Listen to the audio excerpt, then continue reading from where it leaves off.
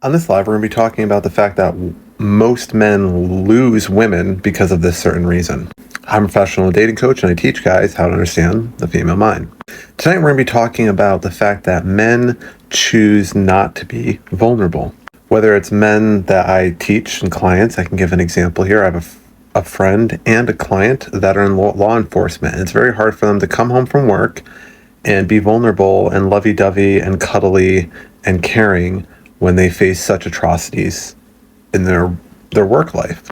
I personally run 3 different businesses: Alpha Dom Dating, obviously, a marketing firm, and an adult content website with one of my girls. Anywhere from 16 to 20 hours a day, I'm working. It's 3 a.m. I'm working right now.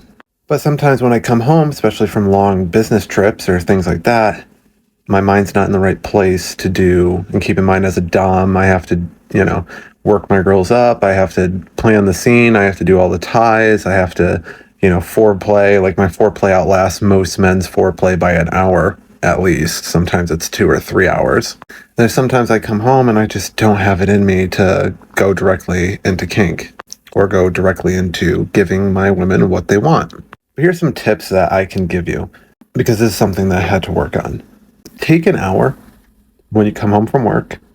You have to find women that are willing to do this, because I've had women that take it as offense or get super clingy or upset when you're like, hey, I need some space just for an hour to kind of get my mind disconnected from business shit into our dynamic. But I'll do different things. Sometimes I'll play an hour of video games. Sometimes it's not even even that's too much for me, and I'll just sit in a dark room and just literally brain dump. I'll write down any ideas I have for the next couple days and then just kind of run my mind until I pretty much have nothing. And I'll keep going until it calms down and reverts back to my normal self. But a lot of men don't do this. They don't show vulnerability. So another exercise you can do with your women in order to encourage vulnerability is sit down and talk about vulnerabilities between you and her. Or if you have multiple girls like I do, make it a group thing. Talk about times where you've been vulnerable and it didn't go well for you and why you have reservations of being vulnerable.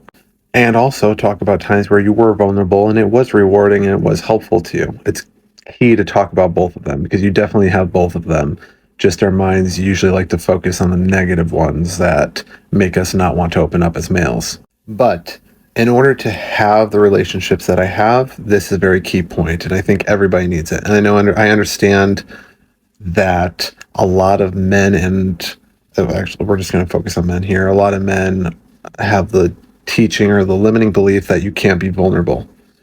If you have that limiting belief and you've gotten to this point in the video, watch the next video, which will probably be tomorrow, because I'm going to do the live and then I'm going to do more work until 5 or 6 a.m. and then I'm going to go to bed.